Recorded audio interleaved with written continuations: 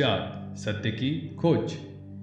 अध्ययन व आयु बढ़ने के साथ साथ नरेंद्र की जिज्ञासा तीव्र से तीव्र होती चली गई। मानव जगत का उद्देश्य क्या है?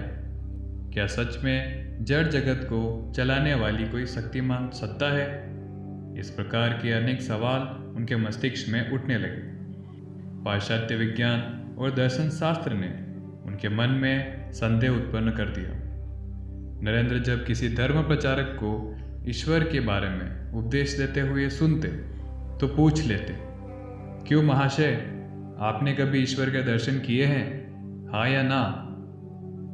हाँ या ना में उत्तर देने के बजाय धर्म प्रचारक उपदेश वाक्यों से नरेंद्र को संतुष्ट करने का प्रयास करते और अपना पुस्तक ज्ञान समझाने लगते।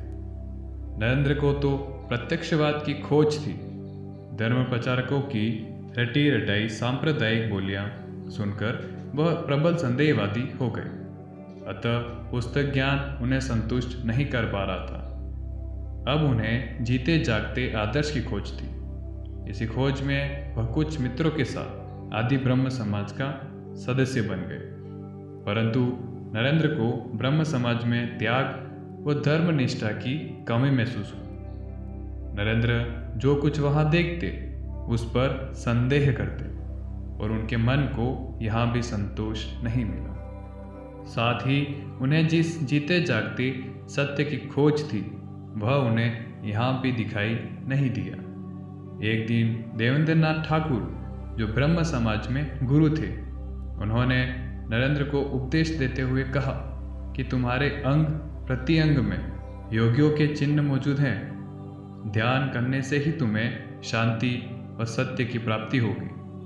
नरेंद्र लगन में पक्के थे और उन्होंने उसी दिन से ध्यान करना शुरू कर दिया। इस प्रकार दिन प्रतिदिन बीतते गए, परंतु उनके अंतर्मन को शांति नहीं मिली और उनकी ईश्वर को जानने की जिज्ञासा अभी भी प्रबल थी। धीरे धीरे उन्हें समझ आया कि ईश्वर के सत्य को जानने के लिए उन्हें किसी ऐसे गुरु के चरणों के पास बैठकर समय बिताना होगा जिन्होंने अपने जीवन में सत्य की प्राप्ति की हो। नरेंद्र ने यह भी निश्चय किया कि इसी जीवन में सत्य को प्राप्त करना होगा, अन्यथा इसी प्रयत्न में प्राण दे देने होंगे।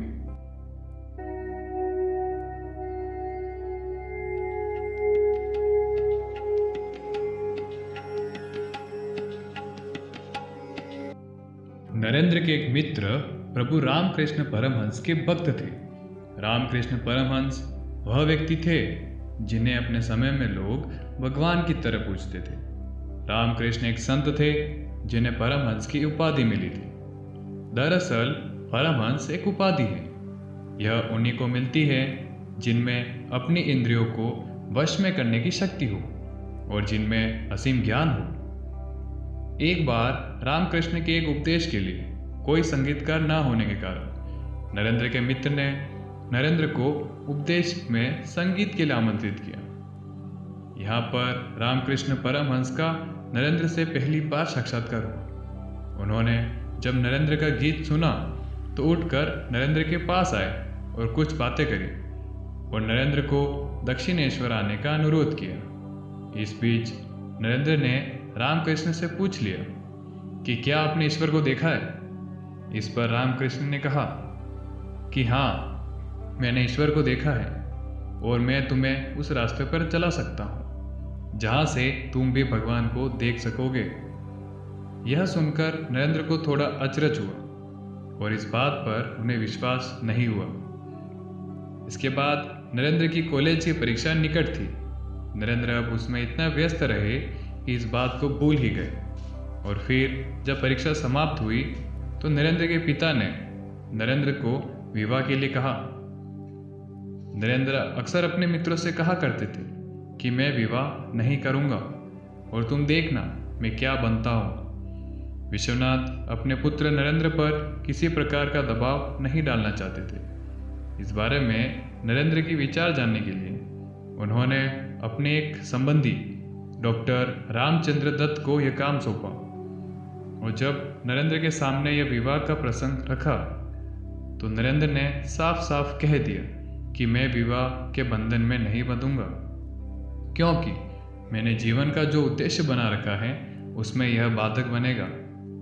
यह उत्तर सुनकर रामचंद्र ने कहा कि वास्तव में सत्य की प्राप्ति ही तुम्हारा मूल उद्देश्य है, तो ब्रह्म समाज और आदि में भटकना व्यर्थ है। तुम दक्षिणेश्वर में श्री रामकृष्ण परमहंस के पास जाओ। यह सुनकर नरेंद्र को रामकृष्ण के साथ की गई पिछली भेंट याद आ गई।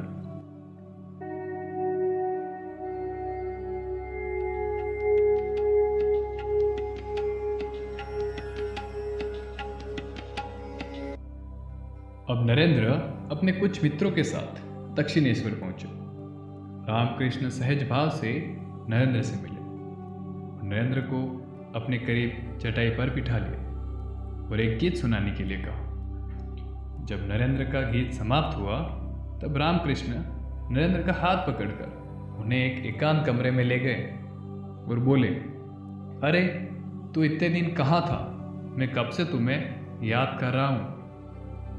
भोग विलास करने वाले लोगों से बात करके मेरा मुंह जल गया। आज तेरे समान सच्चे त्यागी से बात करके मुझे शांति मिली। यह कहते कहते उनकी आंखों से आंसू बह गए।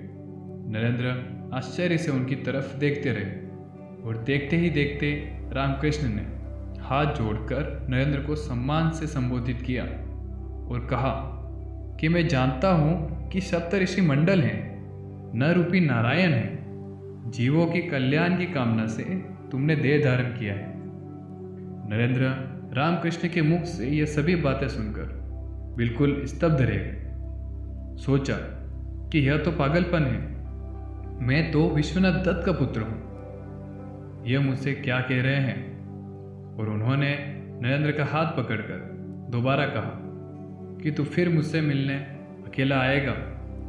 नरेंद्र ने इस अद्भुत स्थिति से छुटकारा पाने के लिए वचन तो दे दिया, लेकिन मन में सोचा अब यहाँ नहीं आऊँगा और फिर दोबारा बैठक में लौट आया।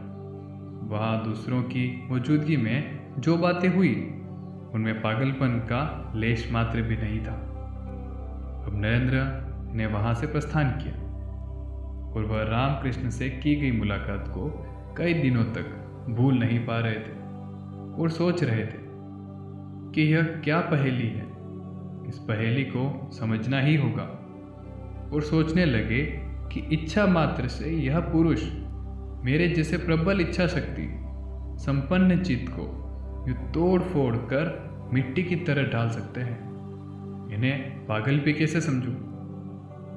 अब पुनः नरेंद्र रामकृष्ण के पास गए और उनके पास बैठना चाहते थे, क्योंकि उनकी मौजूदगी ही कुछ ऐसी थी। अब रामकृष्ण ने पहली बार की तरह ही नरेंद्र से बातचीत करी, प्यार और हास परिहास किया। और शाम को जब नरेंद्र जाने लगे तब रामकृष्ण ने अप्रसन्न होकर कहा कि बोल, तू फिर से आएगा। और नरेंद्र ने उन्हें वचन दे दिया। इसके बाद नरेंद्र और रामकृष्ण की कई मुलाकातें हुई। शुरुआत में नरेंद्र रामकृष्ण के साथ वाद विवाद किया करते, अपने तर्कों के द्वारा अपनी बात सिद्ध करने का प्रयास करते, अपना पिछला सारा ज्ञान और पढ़ी हुई पुस्तकों तथा ग्रंथों के आधार पर विचार रखते, किंतु रामकृष्ण के सामने उनके सारे विचार ढह जाते। रामकृष्ण का यूं प्रेम से समझाना और अध्यात्म के गूढ़ रहस्य का इतनी सरलता से व्याख्यान करना जिसमें नरेंद्र मंत्र मुक्त हो जाते। नरेंद्र जो अध्यात्म से बहुत दूर केवल तर्क में विश्वास रखने वाले थे, उनको अध्यात्म का ज्ञान करवाया, ईश्वर की परम सत्ता से मिलान करवाया और उन्हें नरेंद्र से स्वामी विवेकानंद बनाया। यहाँ तक सुनने के लिए आपका धन्यवाद। आगे के लिए बने रहें।